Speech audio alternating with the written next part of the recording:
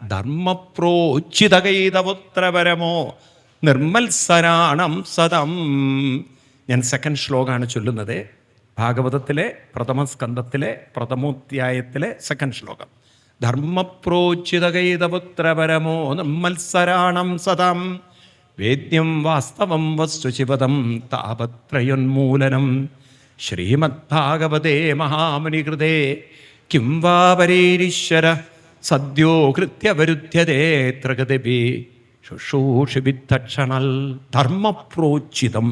ഇപ്പം രണ്ട് വാക്കുകളെ, ഒന്ന് ഞാൻ പറഞ്ഞു സനാതനം, കാലത്തെ ക്ലാസ് ഓർമ്മയില്ലേ? സനാതനം. രണ്ട്, സനാതനത്തിൻ്റെ കൂടെ വരുന്ന മറ്റേ വാക്ക് ഏതാണ്? നിങ്ങളെന്താ ഒന്നും മിണ്ടാത്തത്? പെട്ടെന്ന് പറയൂ, എന്നാലല്ലേ ഉത്തരം വരുമ്പോഴല്ലേ വേഗം വേഗം പറഞ്ഞു പോകാൻ പറ്റുള്ളൂ. സനാതനത്തിൻ്റെ കൂടെ മറ്റേ വാക്ക് ഏതാണ്? ധർമ്മം. സനാതന. ഉറക്കെ പറയൂ. ഇപ്പൊ സനാതനം എന്ന് പറഞ്ഞാൽ ലക്ഷ്യം നിട്ടോളൂ, ധർമ്മം എന്ന് പറഞ്ഞാൽ മാർഗം നിട്ടോളൂ. ഒന്ന് ലക്ഷ്യമാണ്, രണ്ട് മാർഗമാണ്. ഇപ്പൊ ലക്ഷ്യം നേരത്തെ പറഞ്ഞു ഞാൻ. ഏതൊക്കെയാണ്? അകക്കണ്ണ് തുറക്കുക, ഇത് ലക്ഷ്യമാക്കുക. ഏതൊക്കെയാ ലക്ഷ്യം? അകക്കണ്ണ് തുറക്കുക, ആത്മശക്തി നേടുക, ആത്മബോധം ഉണർത്തി മനസ്സ് ലയിപ്പിക്കുക. ഇത് ലക്ഷ്യമാണ്. ഇനി അടുത്ത ചോദ്യം നമ്മുടെ ഉള്ളിലുണ്ടാവണം, ഇത് ഞാൻ എങ്ങനെ നേടും? അതിനുള്ള മാർഗത്തിൻ്റെ പേരാണ് ധർമ്മം. അപ്പം ഭാഗവതം നമുക്ക് ധർമ്മപ്രോച്ചിതം, പ്രോചിതം എന്ന് പറഞ്ഞാൽ പറഞ്ഞു തരുന്നു. ധർമ്മത്തെ പറഞ്ഞു തരുന്നു വെച്ചാൽ എന്താണ്? നേരത്തെ പറഞ്ഞ ലക്ഷ്യം നേടാനുള്ള മാർഗത്തെ, വഴികളെ പറഞ്ഞു തരികയാണ്. അപ്പം ഈ ഭാഗവതത്തിലെ 18,000 ശ്ലോകങ്ങൾ എന്തിനു വേണ്ടി എഴുതിയത്? ഈ പറഞ്ഞ ലക്ഷ്യം നേടിത്തരാനുള്ള മാർഗങ്ങളാണ് പറഞ്ഞു തരുന്നത്. ആലോചിച്ചൊക്കെ എത്ര ഗംഭീരമാണ്. അപ്പം ഒരു ലക്ഷ്യത്തിലേക്ക് എത്തിക്കാൻ നമ്മളെ പതുക്കെ പതുക്കെ കൈപിടിച്ച് ഓരോ സർഗത്തിലൂടെയും ഓരോ സ്കന്ധത്തിലൂടെയും കൊണ്ടുപോയി 135 അധ്യായങ്ങളിലൂടെ കടന്നുപോയി അവസാനം നമ്മളോട് പറയും, നമ്മളെക്കൊണ്ട് പറയിപ്പിക്കും, ധന്യോസ്മി കൃതകൃത്യോസ്മി എന്ന്. എന്താണ്? ഇപ്പോഴെനിക്ക് മനസ്സിലായി എൻ്റെ ജീവിതം എന്തിനാണ്. എനിക്കിപ്പോൾ മനസ്സിലായി ഞാൻ എങ്ങനെയാണ് ജീവിക്കേണ്ടത്. ഇപ്പോഴെനിക്ക് മനസ്സിലായി ജീവിതത്തിലെ പരമസുഖം, പരമാനന്ദം, പരമനിർവൃതി ഇതെങ്ങനെ കൈവരിക്കാം. എനിക്ക് പിടികിട്ടി. ഈ കൃതാർത്ഥത, ഈ സന്തുഷ്ടി, ഈ സമ്പൂർണത 7 ദിവസം കൊണ്ട് നിങ്ങൾക്ക് കാണിച്ചു തരിക. അപ്പം നമ്മളെ കൈപിടിച്ച് വ്യാസഭഗവാൻ കൊണ്ടുപോകുന്നു. ഇതിൻ്റെ പേരാണ് ധർമ്മം, ധർമ്മപ്രോചിതം. ധർമ്മം എന്ന് പറഞ്ഞാൽ മാർഗം, ലക്ഷ്യത്തിലെത്താനല്ല, ലക്ഷ്യം ഉള്ളിലുണ്ട്, എത്തൊന്നും വേണ്ട. ആ ലക്ഷ്യത്തെ ഒന്ന് ഉണർത്തണം. അതിനെങ്ങനെ മൂടിപ്പടച്ച് കിടക്കുകയാണ്. ഭഗവത്ഗീതയിൽ കൃഷ്ണൻ പറയും, 7-ാം അധ്യായത്തിൽ 25-ാം ശ്ലോകത്തിൽ, ഞാൻ എല്ലാവരുടെ ഉള്ളിലുണ്ട്, പക്ഷേ പലർക്കും എന്നെ പുറത്തേ കാണാൻ പറ്റുന്നുള്ളൂ. ഒരു അമ്പലത്തിലെ വിഗ്രഹത്തിലാണ് പലരും എന്നെ കാണുന്നത്. എന്തേ ഉള്ളിൽ കാണാൻ പറ്റാത്തത്? ഉള്ളിൽ കാണാൻ പറ്റാത്തത് എന്തുകൊണ്ടാണ്? കാരണം നാഹം പ്രകാശ സർവസ്യ യോഗമായ സമാവൃത മൂഢോയം നാഭിജാനാതി. ഞാൻ പറയുന്നത് ഗീതയിൽ 7-ാം അധ്യായത്തിലെ 25-ാം ശ്ലോകം. നാഹം പ്രകാശ സർവസ്യ, ഞാൻ എല്ലാവർക്കും പ്രകാശിക്കുന്നില്ല. കാരണം യോഗമായ സമാവൃത, അവരുടെ ഉള്ളിൽ ഒരുപാട് ആവശ്യമില്ലാത്ത ചിന്തകളും അവലവലാദികളും എല്ലാ ദുരിതങ്ങളും നിറഞ്ഞിരിക്കുകയാണ്. ഈ ചിന്തകളുടെ കൂടാരത്തിൽ ഇങ്ങനെ ചാരത്തിൽ കിടക്കുന്ന കനൽ പോലെ ഞാൻ അവിടെ നിന്ന് എരിഞ്ഞു കത്തുന്നുണ്ടെങ്കിലും ആ ചാരം കൊണ്ടത് പുക മൂടിക്കിടക്കുന്ന സമയത്ത് ഗണപതി ഹോമമൊക്കെ ചെയ്യുമ്പോൾ കണ്ടിട്ടില്ലേ നിങ്ങൾ?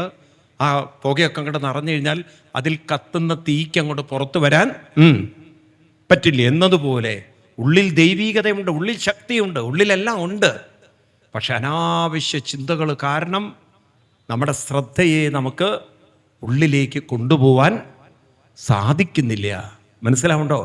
അതുകൊണ്ട് അത് നേടിയെടുക്കണമെങ്കിൽ ഒരു 7 ദിവസത്തെ പ്രയത്നമാണ്. 700ഓളം ശ്ലോകങ്ങളിലൂടെ നിങ്ങളെ 18,000 ശ്ലോകങ്ങളിലൂടെ നിങ്ങളെ കൈപിടിച്ചു കൊണ്ടുപോകണം. ഇതിൻ്റെ പേരാണ് ധർമ്മം. എന്താണ് ധർമ്മം? ഇപ്രകാരം ഈ ഭാഗവതം വ്യാസഭഗവാൻ ആരംഭിക്കുന്നു. പറഞ്ഞു നമ്മളോട് 7 ദിവസം നിങ്ങളവിടെ വന്ന് എന്ത് ചെയ്താൽ മതി? പിബത ഭാഗവത രസം. എന്ത് ചെയ്യണം? ഈ ഭാഗവത രസത്തെ, ഭാഗവത തത്വത്തെ, ഭാഗവത വിചാരത്തെ, ഭാഗവത കഥാമൃതത്വത്തെ, ഭാഗവതത്തിൻ്റെ എസൻസിനെ, ഭാഗവതത്തിലെ പ്രിൻസിപ്പിൾസ്, ഭാഗവതത്തിലെ വാല്യൂസ്, ഭാഗവതത്തിലെ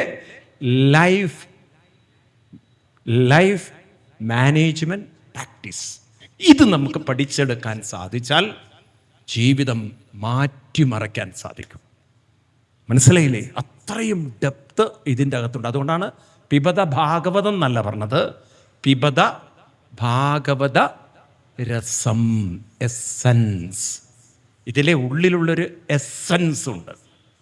അത് നിങ്ങൾക്ക് പിടിച്ചെടുക്കാൻ സാധിച്ചാൽ നിങ്ങൾ സുകൃതികളാണ്. കഷ്ടം എന്ന് പറയാലോ, ഭൂരിപക്ഷം ആളുകളും ഭാഗവതത്തിൻ്റെ പുറംതോട് കണ്ടു പോകുന്നവരാണ്. കഥ മാത്രം കേട്ടു പോകുന്നവരാണ്. കഥ മാത്രം ആസ്വദിക്കുന്നവരാണ്. അതിൻ്റെ ഉള്ളിലുള്ള കാമ്പിലേക്ക്, അതിൻ്റെ ഉള്ളിലുള്ള എസൻസിലേക്ക് അവർക്ക് കടന്നു പോവാൻ സാധിക്കുന്നില്ല. ഇപ്പം നമ്മളിവിടെ കഥയിലേക്കല്ല പോകുന്നത്.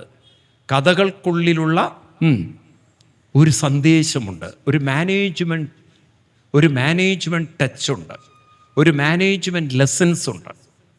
മനസ്സിലായില്ലേ? അതിലേക്കാണ് നമ്മൾ കടന്നു പോകുന്നത്. അതുകൊണ്ട് ആ ഭാഗവതത്തെ നമുക്ക് ഒന്ന് ഉൾക്കൊള്ളാം. ഇവിടെ വ്യാസഭഗവാൻ തൻ്റെ ഭാഗവത രചന ആരംഭിക്കുന്നത് മഹാഭാരത കഥയുമായി ചേർത്ത് കോർത്തിട്ടാണ്. ഇനി നമുക്ക് കഥയിലേക്ക് കടക്കാം. അപ്പോൾ മഹാഭാരത കഥയിലെ ലാസ്റ്റ് ഡേയിൽ നടന്ന ഒരു ഇവൻ്റ്, സന്ദർഭമാണ് വ്യാസഭഗവാൻ എടുത്തിരിക്കുന്നത്. അതായത് ദുര്യോധനനും ഭീമസേനനും തമ്മിലുള്ള യുദ്ധം. ദുര്യോധനന് അമ്മ ഗാന്ധാരി ദേവി കണ്ണിൻ്റെ കട്ടഴിച്ച് സകല ശക്തിയും കൊടുത്തു. ദുര്യോധനോട് പറഞ്ഞിരുന്നു, നീ വിവസ്ത്രനായി വരണമെന്ന്. പക്ഷെ അമ്മയുടെ മുന്നിൽ എങ്ങനെയാണ് വിവസ്ത്രനായിട്ടൊക്കെ പോവുക? അപ്പം അതുകൊണ്ട് തൻ്റെ അടിവസ്ത്രങ്ങളൊക്കെ ധരിച്ചിട്ടാണ് ദുര്യോധനൻ പോയത്. അമ്മ ഉദ്ദേശിച്ചത് എന്താണെന്ന് വെച്ചാൽ, താൻ ഇത്രയും കാലം ആർജിച്ച ശക്തി മുഴുവൻ പുത്രന് കൊടുക്കാൻ വേണ്ടിയിട്ടാണ്. കാരണം അമ്മയ്ക്കറിയാം ഈ ശക്തിയെ തകർക്കാൻ ഒരു ശക്തിക്കും സാധ്യമല്ല. പക്ഷെ ദുര്യോധനൻ എന്ത് ചെയ്തു? ഈ അടിവസ്ത്രങ്ങളൊക്കെ ധരിച്ചതുകൊണ്ട് അമ്മ കണ്ണിൻ്റെ കെട്ടഴിച്ചതും തുടയുടെ ഭാഗം, ഈ അരക്കെട്ടിൻ്റെ ഭാഗം അവിടെ വസ്ത്രങ്ങളാൽ മറഞ്ഞു കിടന്നതുകൊണ്ട് അമ്മ കൊടുത്ത ശക്തി അവിടെ ഏറ്റില്ല. അമ്മയ്ക്ക് അപ്പോഴും ഒരു പ്രതീക്ഷയുണ്ടായിരുന്നു. കാരണം അന്നത്തെ കാലത്തെ യുദ്ധത്തിന് ഒരു നിയമമുണ്ട്, ഗദ ഒരിക്കലും അരക്കെട്ടിന് താഴെ ഉപയോഗിക്കരുത്. അന്നത്തെ കാലത്തെ ഒരു നിയമമാണ്, യുദ്ധ നിയമം. അതുകൊണ്ട് അമ്മയ്ക്കൊരു പ്രതീക്ഷയുണ്ടായിരുന്നു, അങ്ങനെയൊന്നും ദുര്യോധനനെ കൊല്ലാൻ ഇനി ആർക്കും സാധ്യമല്ല. 18ാമത്തെ ദിവസത്തെ യുദ്ധത്തിൽ ഭീമസേനനും ദുര്യോധനനും തമ്മിൽ ഗദായുദ്ധം നടക്കുമ്പോൾ, ഗദായുദ്ധത്തിൻ്റെ തീവ്രതയിൽ കൃഷ്ണൻ മനസ്സിലാക്കി ഭീമസേനൻ തളർന്നുകൊണ്ടിരിക്കുകയാണ്. ദുര്യോധനനെ ഏൽക്കുന്നില്ല. കാരണം പറഞ്ഞില്ലേ, ആരുടെ ശക്തി? അമ്മ കൊടുത്ത ശക്തി. ദുര്യോധനെ ഏൽക്കുന്നില്ല. ഭീമസേനൻ അങ്ങനെ വേർത്തു. ഭീമസേനൻ തളരുന്നു. ഭീമസേനൻ എന്ത് ചെയ്യണമെന്നറിയില്ല, ആകെ അസ്വസ്ഥനായി. ഈ സന്ദർഭത്തിലാണ് ഭഗവാൻ അവിടെ എല്ലാവരും കണ്ടുകൊണ്ടിരുന്നവരൊക്കെ ഇങ്ങനെ കൈയടിച്ച് പ്രോത്സാഹിപ്പിക്കുന്നുണ്ട്. അപ്പം ആർക്കും ഒരു സംശയം തോന്നാത്ത വിധത്തിൽ കൃഷ്ണൻ എന്ത് ചെയ്തു? തുടയിൽ തട്ടി കാണിച്ചു. തുടയിൽ തട്ടി പ്രോത്സാഹിപ്പിക്കുക. അതിപ്പോൾ അങ്ങനെ പെട്ടെന്ന് ആർക്കും മനസ്സിലാവില്ല.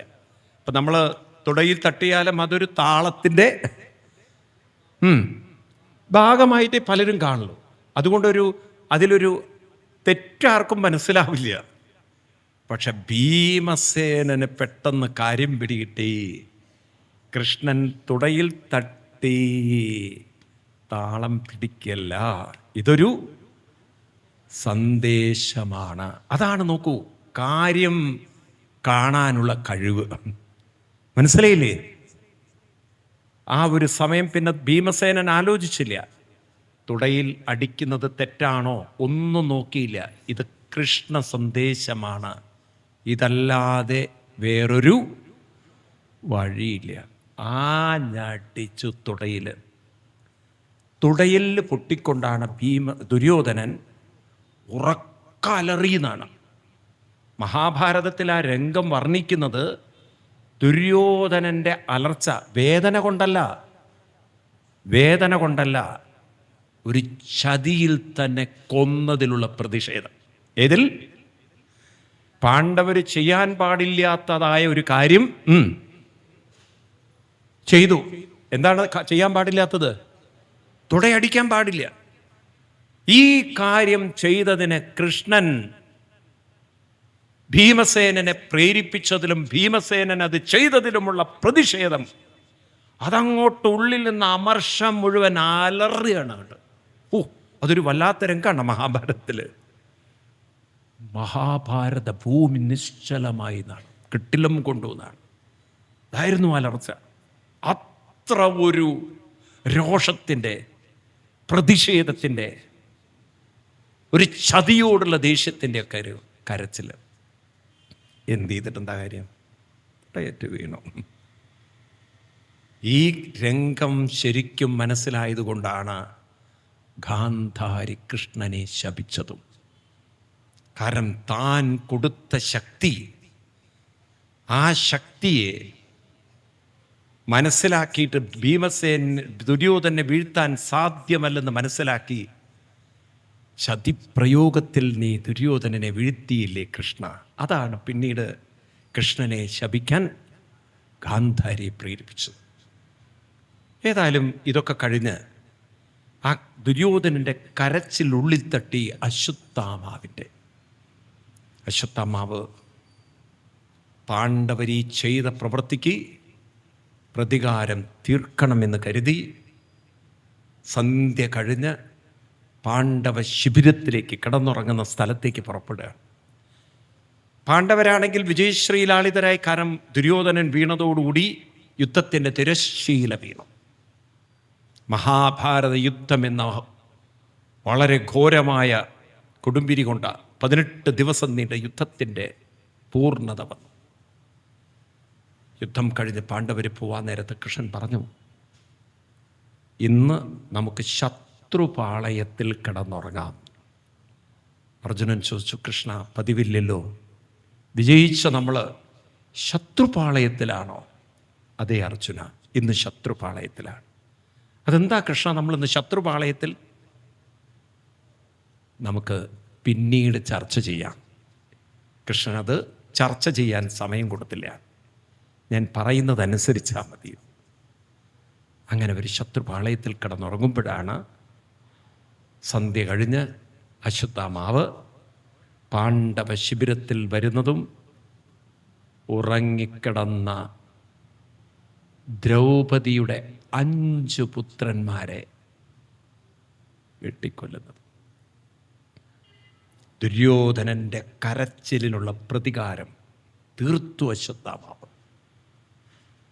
കൃഷ്ണൻ ശത്രുപാളയത്തിൽ പോയി കിടക്കാൻ പറഞ്ഞതിൻ്റെ കാര്യം, തളർന്ന് കിടക്കുന്ന ഇവരുടെ അടുത്തേക്കായിരിക്കും പ്രതികാര അഗ്നിയുമായി അശ്വത്ഥാമാവ് കടന്നു വരിക എന്നത് കൃഷ്ണൻ ആ മുഖത്ത് നോക്കിയപ്പോൾ അറിയാമായിരുന്നു.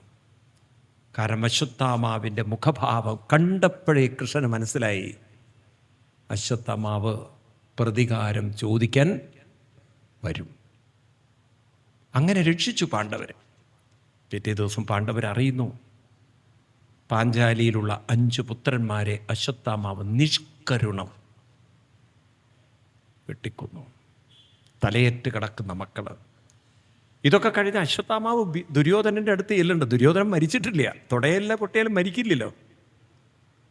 അവിടെ ചെന്ന് പറഞ്ഞു, സന്തോഷിക്കൂ ദുര്യോധന, നീ മഹാരാജാൻ, നീ സന്തോഷിക്കൂ.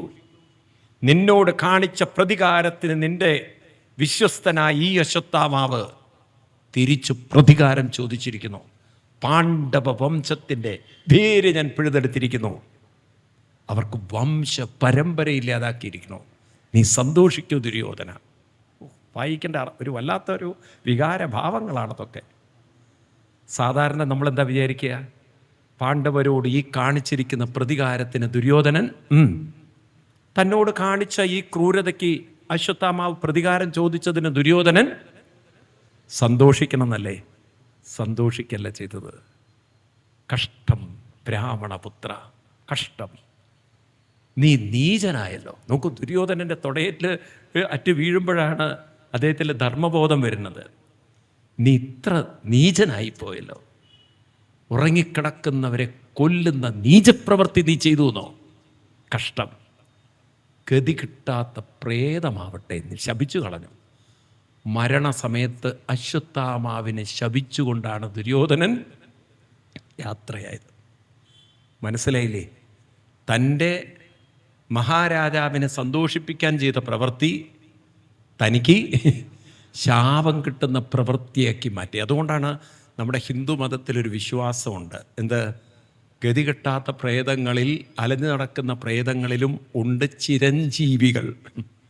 അങ്ങനെ ഒരു ചിരഞ്ജീവിയാണ് ആര്? അശ്വത്ഥാമാവ്. മനസ്സിലായില്ലേ? അശ്വത്ഥാമാവ് വന്ന് കയറുന്നതാണ്. മനസ്സിലാവുണ്ടോ? പഴയ കാലത്തൊക്കെ മുത്തശ്ശിമാരൊക്കെ അങ്ങനെ പറയും. ഈ അമ്മിക്കല്ലൊക്കെ ഉണ്ടല്ലോ, അമ്മിയുടെ മുകളിൽ അരച്ചു കഴിഞ്ഞാൽ മാറ്റി വെക്കണം, അല്ലെങ്കിൽ ആര് വരും? അശ്വത്ഥാമാവ് വരും. ഇങ്ങനെയൊക്കെ കുറേ വിശ്വാസങ്ങൾ പാവം മുത്തശ്ശിമാർക്ക് ഇങ്ങനെ കേട്ടിട്ടുണ്ടോ? നിങ്ങളങ്ങനെ ഉണ്ടോ? പഴയ മുത്തശ്ശിമാർക്ക് ഇങ്ങനെയൊക്കെ കുറേ വിശ്വാസങ്ങളുണ്ടായിരുന്നു. അവരിങ്ങനെ പറയും, അശ്വത്ഥാമാവ് വരും, ഗതി കിട്ടാത്ത പ്രേതം. ഏതായാലും നിൽക്കട്ടെ. ഇവിടെ പിറ്റേ ദിവസം കാലത്ത് പാണ്ഡവർ തിരിച്ചെത്തുമ്പോഴാണ് പാഞ്ചാലി പൊട്ടിക്കരയുന്നത് കാണുന്നത്. അപ്പോഴാണ് മനസ്സിലായത് പാഞ്ചാലിയുടെ 5 പുത്രന്മാരെ അശ്വത്ഥാമാവ് കൊന്ന് തീർത്തിരിക്കുന്നു. അർജുനൻ ഗാണ്ഡീവം കയ്യിലെടുത്ത് അവിടുന്ന് അലറുകയാണ്, അശ്വത്ഥാമാവേ, നിന്നെ ഞാൻ വെറുതെ വിടില്ല. അവിടെ വെച്ച് സത്യം ചെയ്തു, അശ്വത്ഥാമാവിനെ വധിച്ച് ഞാനിനി തിരിച്ചു വരുള്ളൂ. കൃഷ്ണനോട് 2 പ്രാവശ്യമാണ് അർജുനൻ തേരെടുക്കാൻ പറയുന്നത്. ഒന്ന് കുരുക്ഷേത്ര യുദ്ധത്തിൻ്റെ ആരംഭത്തിലും, സേനയോർ മധ്യേ രഥം സ്ഥാപയ. 2 അശ്വത്ഥാമാവിനെ പിടികൂടാനും. അശ്വത്ഥാമാവിനെ പിടികൂടി കൃഷ്ണൻ അർജുനനോട് പറഞ്ഞു, അശ്വത്ഥാമാവിനെ കൊല്ലണ്ട, കാരണം അവനൊരു ഗുരുവിൻ്റെ പുത്രനല്ലേ. രണ്ടാമത് പറഞ്ഞു, എന്നാൽ കൊന്നു എന്ന് വെച്ചിട്ട് തെറ്റുമില്ല, കാരണം അവൻ്റെ പ്രവൃത്തി അങ്ങനത്തെ അല്ലേ എന്ന്. നന്നായില്ലേ? കൊല്ലരുത്, എന്നാൽ കൊന്നു എന്ന് വെച്ചിട്ട്. അർജുനൻ അല്ലെങ്കിലേ സംശയത്തിൻ്റെ ഉസ്താദാണ്. ഒരു കാര്യം വ്യക്തമായി പറഞ്ഞു കൊടുത്താൽ ക്ലിയർ ആവും. ഇത് കൊല്ലുകയും ചെയ്യരുത്, കൊന്നു എന്ന് വെച്ചിട്ട് തെറ്റുമില്ല. അർജുനൻ എന്ത് ചെയ്യണമെന്നറിയില്ല. പാഞ്ചാലിയുടെ അടുത്തേക്കാണ് കൊണ്ടുപോകുന്നത്. പാഞ്ചാലിയുടെ നിർദ്ദേശം കേട്ടിട്ട് അടുത്തത് എന്താ ചെയ്യാന്ന് വിചാരിച്ച് പാഞ്ചാലിയുടെ മുന്നിൽ കൊണ്ട് നിർത്തുമ്പോൾ പാഞ്ചാലി പൊട്ടിത്തെറിക്കേണ്ടതാണ് അല്ലേ? 5 പുത്രന്മാരെ കൊന്ന ക്രൂരൻ, ആ നികൃഷ്ടൻ. അങ്ങനെയുള്ള അശ്വത്ഥാമാവിനെ കണ്ടുകൊണ്ട് പാഞ്ചാലി അർജുനനോട് പറയുന്നു, ഇവനെ കെട്ടിയിരിക്കുന്ന കെട്ടുണ്ടല്ലോ, അഴിച്ചു വിട്ടേക്കൂ, ഇവനെ കൊല്ലണ്ട. എന്താ കാരണം? ഇവൻ ചെയ്ത ക്രൂരത നോക്കുമ്പോൾ ഇവനെ കൊല്ലണം. പക്ഷെ ഇവനെ കൊല്ലരുതെന്ന് പറയാൻ കാരണം ഇവൻ്റെ അമ്മയ്ക്ക് ഇവൻ മാത്രമേ ഉള്ളൂ ഇനിയൊരു അവലംബനം, ഒരാശ്രയം. ആ അമ്മയെ ഇനിയും തളർത്തണമെന്ന് ഞാൻ ആഗ്രഹിക്കുന്നില്ല. മാ രോദീതസ്യ ജനനീ ഗൗതമീ പതിദേവത യഥാഹം മൃതവത്സാർത്ത രോദിമ്യശ്രമുഖീ മുഹു. ഞാനും 5 കുട്ടികൾ മരിച്ച് നഷ്ടപ്പെട്ട അമ്മയാണ്. ഇനി ഇവൻ്റെ അമ്മയെ ഭർത്താവോ മരിച്ചു, ദ്രോണരോ പോയി, ഇനിയൊരു മകൻ്റെ ദുഃഖം കൂടിക്കെടുത്ത് എന്തിനീ അമ്മയെ തളർത്തണം? നോക്കൂ പാഞ്ചാലി, ഈ അശ്വത്ഥാമാവിനെ വെറുതെ വിടണം എന്ന് പറഞ്ഞാൽ അശ്വത്ഥാമാവിനെ ഓർത്തുകൊണ്ടല്ല. ആരെ ഓർത്തിട്ട്? ആരെ ഓർത്തുകൊണ്ട്? അമ്മയെ ഓർത്തുകൊണ്ട്. മനസ്സിലായില്ലേ? ആ പാഞ്ചാലിയുടെ മനസ്സ് പറയണു വെറുതെ വിടാൻ. അർജുനൻ എന്ത് ചെയ്യണമെന്നറിയില്ല. വിടണോ? കൃഷ്ണൻ പറഞ്ഞു കൊന്നു എന്ന് വെച്ചിട്ട് തെറ്റില്ല, കൊല്ലാതിരിക്കുകയാണ് നല്ലത്. അത് കൃഷ്ണൻ പറഞ്ഞപ്പോൾ അർജുനൻ അപ്പം മനസ്സിലായി. പക്ഷെ പാഞ്ചാലിയുടെയും ഉള്ളിലിരിപ്പ് ഇവനെ കൊല്ലണ്ടെന്നാണ്. അങ്ങനെ ഇവൻ്റെ മുടിയിലൊരു രത്നമുണ്ടായിരുന്നു, ചൂടാമണി. അതങ്ങോട്ട് മുറിച്ചെടുത്ത് ഈ പഴയ കാലത്ത് ബ്രാഹ്മണരുടെ കുടുംബം മുറിച്ചാൽ അതവരെ കൊല്ലുന്നതിന് തുല്യമാണ്. അങ്ങനെ അവനെ അപമാനിച്ച് അവഹേളിച്ച് വിട്ടു. അവൻ വിടുവോ? അടുത്ത പ്രതികാരം മറ്റൊരസ്ത്രമെടുത്തു. ആ അസ്ത്രം ലക്ഷ്യമാക്കിയത് പാണ്ഡവർക്ക് ഇനി ഒരു സന്താന ബീജമുള്ളത്. അശ്വത്ഥാമാവ് നല്ലോണം ഇതൊക്കെ മനസ്സിലാക്കിയിട്ടുണ്ട്. ഉത്തരാദേവിയുടെ ഗർഭത്തിലാണ്. അർജുനൻ്റെ പുത്രനായ അഭിമന്യുവിൻ്റെ ഭാര്യയാണ് ഉത്തരാദേവി. ആ ഉത്തരാദേവിയുടെ ഗർഭത്തിലൊരു ഭ്രൂണം വളർന്നു വരുന്നു എന്ന് ആർക്കറിയാം? അശ്വത്ഥാമാവൻ. ആ ഗർഭത്തെ നോക്കിക്കൊണ്ട് അസ്ത്രം പ്രയോഗിച്ചു. തൻ്റെ മുന്നിലേക്ക് കത്തിജ്വലിച്ചുകൊണ്ട് വരുന്ന അസ്ത്ര തേജസ് കണ്ട് ഉത്തരാദേവി, കൃഷ്ണനുണ്ടായിരുന്നു അടുത്ത്, ഓടിച്ചെന്ന് കാൽക്കൽ വീണ് അപേക്ഷിക്കുന്ന വരികളൊക്കെ ഭാഗവത്തിലുണ്ട്. 7-ാമത്തെ അധ്യായത്തിൽ പാഹി പാഹി മഹായോഗിൻ ദേവദേവതകൽപദേ നാന്യം ത്വദഭയം പശ്യേ എത്ര മൃത്യു പരസ്പരം അഭിദ്രവതി മാമീശ ശരത്തപ്തായ സോവിഭോ കാമം ദഹതുമം നാദ മാമേ ഗർഭോ നിപത്യതം. എൻ്റെ ഉള്ളിലിരിക്കുന്ന കുട്ടി, അതേ ഇനി പാണ്ഡവന്മാർക്ക് ഒരു സന്താനമായിട്ടുള്ളൂ. ആ കുട്ടി മരിക്കരുത് കൃഷ്ണ, ഞാൻ മരിച്ചോളാം, ഞാൻ മരിച്ചോട്ടെ, കുഞ്ഞിനെ രക്ഷിക്കണം, വേറൊന്നും എനിക്ക് പറയാനില്ല. അങ്ങനെയാണ് ഭഗവാൻ തൻ്റെ സുദർശന ചക്രം കൊണ്ട് അസ്ത്ര തേജസ് നിർവീര്യമാക്കുന്നു. ഞാൻ ഇന്നലെ പറഞ്ഞില്ലേ, ശംഖചക്ര കഥാരൂപത്തിൽ ഗർഭപാത്രത്തിൽ ചെന്ന കുട്ടിക്ക് ഒരു അഭയം കൊടുക്കുകയാണ്. അങ്ങനെ ഗർഭപാത്രത്തിൽ വെച്ച് ശംഖചക്ര കഥാരൂപം കാണാൻ സാധിച്ച കുട്ടിയായിരുന്നു ആര്? ഈ കുഞ്ഞ്. ഈ കുഞ്ഞാണ് പിൽക്കാലത്ത് പരീക്ഷിത്ത് മഹാരാജാവായി തീർന്നത്. അപ്പം അങ്ങനെ ഒരു പരീക്ഷണത്തെ അഭിമുഖീകരിച്ച് ഭൂമിയിലേക്ക് വന്ന ആളായതുകൊണ്ടും ജീവിതത്തിൽ പല പല പരീക്ഷണങ്ങൾ നേരിട്ട് കടന്നുപോയൊക്കെ ആളായതുകൊണ്ട് പേരെന്തായി? പരീക്ഷിത്ത് എന്ന പേരായി. അതൊക്കെ കഴിഞ്ഞ് യുദ്ധമൊക്കെ കഴിഞ്ഞു, എല്ലാം സെറ്റിലായി. ഭഗവാൻ ശ്രീകൃഷ്ണൻ പറഞ്ഞു പാണ്ഡവരോട്, കുറേ ദിവസമായില്ലേ ഞാനിവിടെ, എനിക്കും ഉണ്ടല്ലോ കെട്ടിയോളും കുട്ടികളൊക്കെ, ഭാര്യയും മക്കളൊക്കെ ഉണ്ടല്ലോ, എനിക്കൊരു നാടും വീടൊക്കെ ഉണ്ടല്ലോ, എന്നും നിങ്ങളുടെ കൂടെ അതിഥിയിട്ടിരിക്കാൻ പറ്റില്ലല്ലോ. ദ്വാരകയിൽ അവരിനിപ്പോൾ എന്നെ എന്താവോ കാത്തിരിക്കുന്നുണ്ടാവുമോ എന്നറിയില്ല, കാരണം കുറേ ദിവസമായി പോയിട്ട്. അതുകൊണ്ട് ഞാൻ തിരിച്ചു പോവുകയാണ് എന്ന് പറഞ്ഞ് എല്ലാവരോടും യാത്ര പറയുന്നു. അപ്പോൾ കൃഷ്ണൻ പ്രത്യേകം യാത്ര പറയാൻ പോയി നമസ്കരിച്ച് തൊഴുത് യാത്ര പറയാൻ പോകുന്നത് കുന്തി ദേവിയുടെ അടുത്താണ്. മകനെ കൊണ്ട് കൊല്ലിച്ച അമ്മ. യുദ്ധത്തിൻ്റെ 17-ാമത്തെ ദിവസം കർണൻ എന്ന പുത്രനെ, അർജുനൻ എന്ന പുത്രനെ കൊണ്ട് കൊല്ലാൻ ഇടവരുത്തിയ അമ്മ. കർണൻ തൻ്റെ പുത്രനാണെന്ന് സത്യം മറച്ചു വെച്ചപ്പോൾ, കർണൻ കൗരവപക്ഷത്തിലുള്ള ഒരാളാണെന്ന് പാണ്ഡവർ തെറ്റിദ്ധരിച്ച്, സൂതപുത്രനാണെന്ന് തെറ്റിദ്ധരിച്ച്, രാധേയപുത്രനാണെന്ന് തെറ്റിദ്ധരിച്ച്, അർജുനൻ കരുത്തനും വീര്യവാനും എല്ലാ അസ്ത്രവിദ്യകളുടെയും അതീവ കഴിവുള്ള, അത്ഭുതകരമായ കഴിവുള്ള പ്രതിഭയായ കർണനെ ചതിപ്രയോഗത്തിൽ, രഥചക്രം വീണു പോകുമ്പോഴാണ്, താഴോട്ട് ചളിയിൽപ്പെട്ടു പൂണ്ടുപോകുമ്പോഴാണല്ലോ അമ്പ് ചെയ്യുന്നത്.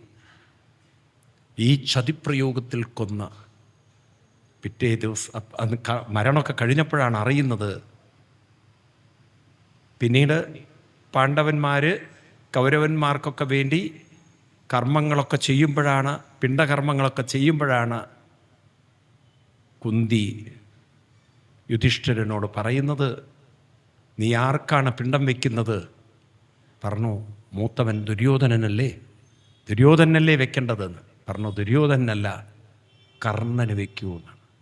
അപ്പോഴാണ് അറിയുന്നത് കർണൻ ഞങ്ങളുടെ മൂത്ത ജ്യേഷ്ഠനായിരുന്നു. ആ അമ്മയോട് എന്താ പറയുക എന്നാലോചിച്ച് നോക്കൂ.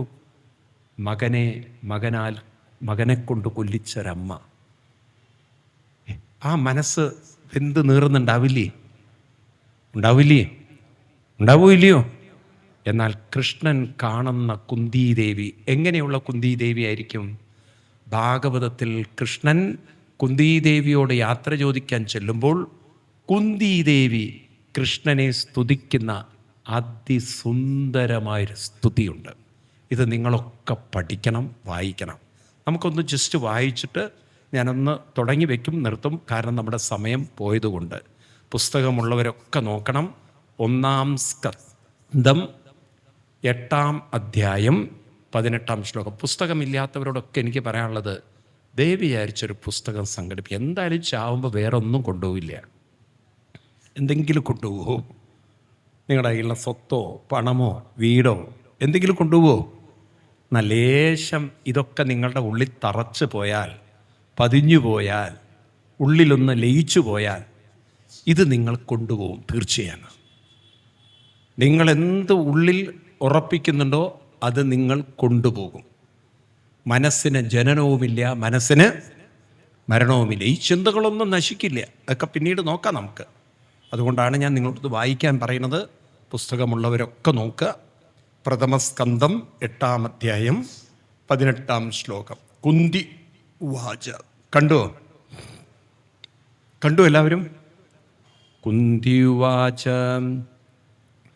നമസ്യേ പുരുഷത്വാദ്യം ഈശ്വരം പ്രകൃതേ പരം അലക്ഷ്യം സർവഭൂതാനാം അന്തർബഹിരവസ്ഥിതം മായാജവനികാച്ഛന്നം അജ്ഞാതോക്ഷജമവ്യയം ന ലക്ഷ്യസേ മൂഢദൃശാം നടോ നാട്യധരോ യഥാ തഥാ പരമഹംസാനാം മുനീനാമമലാത്മനാം ഭക്തിയോഗവിധാനത്തം കഥം പശ്യേമഹി സ്ത്രിയാം കൃഷ്ണായ വാസുദേവായ ദേവകീനന്ദനായ ച നന്ദഗോപകുമാരായ ഗോവിന്ദായ നമോ നമഃ. നമഃ പങ്കജനാഭായ നമഃ പങ്കജമാലിനേ നമഃ പങ്കജനേത്രായ നമസ്തേ പങ്കജാംഘ്രേ.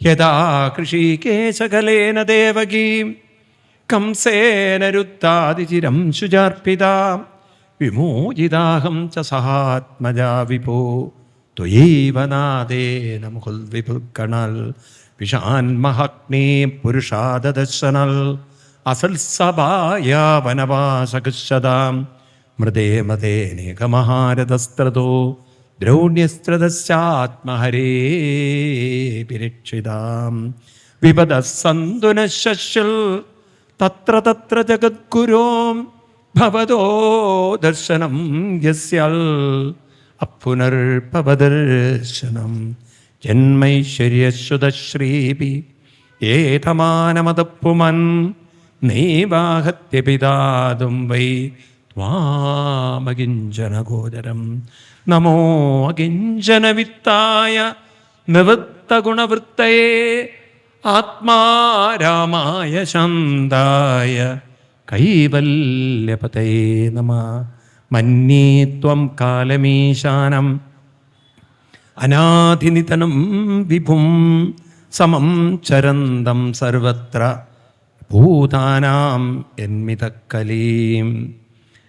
നവേദ കശ്ചിൽ ഭഗവൽചികിർഷിതം തവേഹമാനസ്യ നൃണം വിഡംബനം നയസ്യ കശ്ചിൽ ദൈതോസ്തികരീതിൽ ദേശശ്ച യസ്മിൻ വിഷമാമതിർനൃണം.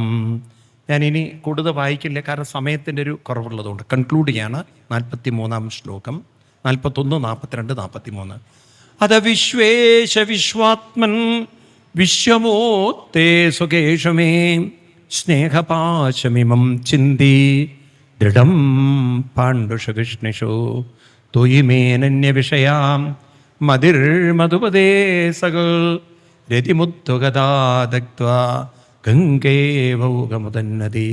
ശ്രീകൃഷ്ണ കൃഷ്ണ സഖ വൃഷ്ണിഋഷഭാവനിദ്രിൽ രാജന്യവംശകഥനാനകപൗർഗവീര്യം ഗോവിന്ദ ഗോത്തിജസുരാർത്തിഹരാവതാരാം യോഗേശ്വര അഖിലഗുരു ഭഗവൻ നമസ്തേ. യോഗേശ്വരാം അഖിലഗുരോ ഭഗവൻ നമസ്തേ. യോഗേശ്വരാം അഖിലഗുരു ഭഗവൻ നമസ്തേ. കൃഷ്ണനെ യോഗേശ്വരനായി കണ്ട് അമ്മ പറയുന്നു, അഖിലഗുരു, എല്ലാവരുടെയും ഗുരുവായ കൃഷ്ണ. അപ്പം കൃഷ്ണനെ തൻ്റെ സഹോദരനായ വസുദേവൻ്റെ പുത്രനായിട്ടല്ല ഇവിടെ കാണുന്നത്. ആരായിട്ടാണ്? ഗുരുവായി കണ്ടുകൊണ്ട് നമസ്കരിക്കുകയാണ്. ഭഗവൻ നമസ്തേ. അപ്പം എന്താണ് കുന്തിദേവി പറയണത്? കുന്തിദേവിയുടെ വരികൾ പഠിക്കുമ്പോൾ നിങ്ങൾക്ക് മനസ്സിലാവും. കുന്തിദേവി പറയുന്നു, എന്തോ ഗുരുത്വം കൊണ്ട്, ഗുരുത്വം എന്ന് പറഞ്ഞാൽ സത്സംഗങ്ങളിലൂടെ എൻ്റെ ഉള്ളിലുള്ള നേരത്തെ പറഞ്ഞ 3 കാര്യങ്ങൾ കിട്ടി. ഏതൊക്കെയാണ്? ഉൾക്കണ്ണ്, ആത്മശക്തി, ആത്മബോധം. ഇതൊക്കെ ഒന്ന് ഉണർന്നതുകൊണ്ട് കൃഷ്ണ ജീവിതത്തിൻ്റെ ഒരു വിപത്തുക്കളും എന്നെ തളർത്തുന്നില്ല. വിപതസന്തുന ശശ്വത്, അണ്ടർലൈൻ ചെയ്യണം ആ ശ്ലോകം. വിപതസന്തുന ശശ്വത് തത്ര തത്ര ജഗദ്ഗുരോം ഭവതോ ദർശനം യസ്യൽ അപ്പുനൽ ഭവദർശനം. വിപത്തുക്കൾ എന്നെ കൃഷ്ണ വേട്ടയാടുന്നുണ്ട്. ഒരു വിപത്തിൻ്റെ പുറമെ മറ്റൊരു വിപത്ത്. വിപതസന്തു ശശ്വത്, ശശ്വതമായ വിപത്തുക്കൾ വന്നുകൊണ്ടിരിക്കുന്നു. ഒരു വിപത്തിൻ്റെ പുറകിൽ മറ്റൊരു വിപത്ത്. പക്ഷേ ജഗദ്ഗുരോ ഭവതോ ദർശനം, അങ്ങ് കാണിച്ചു തന്ന ജീവിത ദർശനം. ഇപ്പം കൃഷ്ണനെ വെറുതെ തൊഴുതു പോവല്ല, കൃഷ്ണനിലൂടെ ഒരു ജീവിത ദർശനം മനസ്സിലാക്കിയ കുന്തിദേവി പറയണോ, എനിക്ക് ഒരു വിപത്തും കാണാൻ പറ്റുന്നില്ല. ഞാൻ വിപത്തുക്കളിലൊന്നും ശ്രദ്ധ വയ്ക്കുന്നില്ല. മനസ്സെന്തൊക്കെയോ ചിന്തിച്ചാലും അതൊന്നും എന്നെ അലട്ടുന്നില്ല. കാരണം എൻ്റെ മനസ്സ് അതിൽ നിന്നൊക്കെ മാറി എവിടെയാണ് ഉറച്ചിരിക്കുന്നത്? കൃഷ്ണായ വാസുദേവായ ദേവകീ നന്ദനായ ച നന്ദഗോപകുമാരായ ഗോവിന്ദായ നമോ നമഃ. നമഃ പങ്കജനാഭായ നമഃ പങ്കജമാലിനേ നമഃ പങ്കജനേത്രായ നമസ്തേ പങ്കജാംഗേ. എൻ്റെ മനസ്സിപ്പോൾ നാമജപത്തിൽ അങ്ങനെ മുഴുകി ഒഴുകി അലിഞ്ഞ് ലയിച്ച് രസിച്ച് പോവുകയാണ്. അതുകൊണ്ട് വിപത്തുക്കളൊന്നും എന്നെ വേട്ടയാടുന്നില്ല. വിപത്ത് ഒന്നിൻ്റെ പുറകിൽ ഒന്ന് വരുന്നുണ്ട്. അപ്പം നോക്കൂ, നിങ്ങൾ ഇത് ശ്രദ്ധിക്കുക. ഒരു വശത്ത് വിപത്തുക്കൾ മനസ്സിനെ നിരന്തരം അസ്വസ്ഥപ്പെടുത്തുന്നു. കുറ്റബോധം ഉണ്ടാവില്ലേ? ഉണ്ടാവൂ. മകൻ മരിച്ച ദുഃഖം ഉണ്ടാവില്ലേ? ഉണ്ടാവൂ. ഒരു വലിയ സത്യം മറച്ചു വെച്ചതിലുള്ള വേദനകളൊക്കെ ഉണ്ടാവില്ലേ? ഇതൊന്നും എന്നെ വേട്ടയാടുന്നില്ല.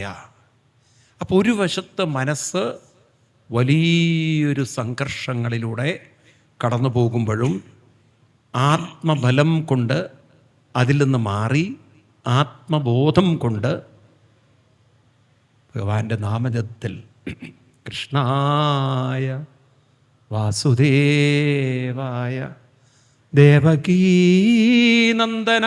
ച നന്ദഗോപകുമാരായ ഗോവിന്ദായ നമഃ. ആ നാമത്തിൽ മുഴുകാൻ, നാമത്തിൽ ലയിക്കാൻ, നാമത്തിൽ ഉറപ്പിക്കാൻ സാധിക്കുന്നൊരു കഴിവ് ബോധത്തിലുണ്ടെങ്കിൽ ഈ കഴിവ് നമുക്ക് വേണോ? പറയൂ. അപ്പം ചിലവർ വിധി എന്ന് പറയുന്നത് എന്തുകൊണ്ടാണ്? ആത്മബോധം, ആത്മശക്തി ഇതൊന്നും വികസിപ്പിക്കാത്തത് കൊണ്ട് വരുന്ന ദുരിതങ്ങളിൽ നിന്നും മനസ്സിനെ മാറ്റിയെടുക്കാൻ അവർക്ക് സാധിക്കുന്നില്ല. കുന്തിക്കുമുണ്ട് വിഷമങ്ങൾ, കുന്തിക്കുമുണ്ട് വിഷാദം, കുന്തിക്കുമുണ്ട് ഓരോ ദുരിതങ്ങളും ദുരന്തങ്ങളും. പക്ഷേ കുന്തി അതിൽ നിന്നൊക്കെ മനസ്സിനെ മാറ്റിയെടുക്കാനുള്ള ആത്മശക്തി നേടിയതുകൊണ്ട്, ആത്മബോധം നേടിയതുകൊണ്ട് ദുരിതത്തിലല്ല മനസ്സ് നിൽക്കുന്നത്. കൃഷ്ണായ വാസുദേവായ ദേവകീനന്ദനായ ച നന്ദഗോപകുമാരായ ഗോവിന്ദായ നമോ നമഃ.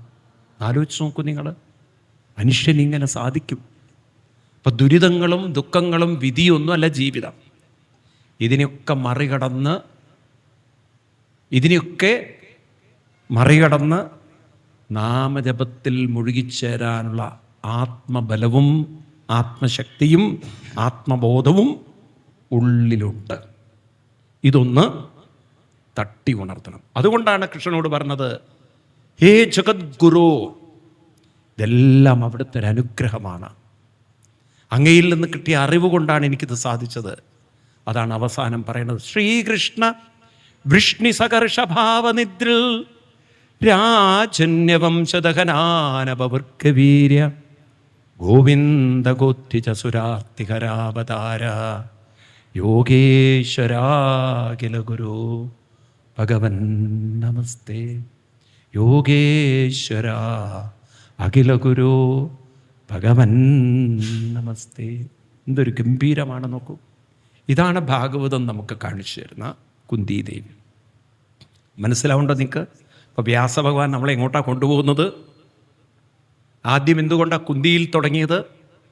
കാരണം നമ്മളെ ഓർമ്മിപ്പിക്കുകയാണ്, ജീവിതം എന്ന് പറയുന്നത് കാലപരീക്ഷണങ്ങൾ പലതും നമ്മൾ വിചാരിക്കും നമുക്ക് പിടിച്ചു വയ്ക്കാമെന്ന്.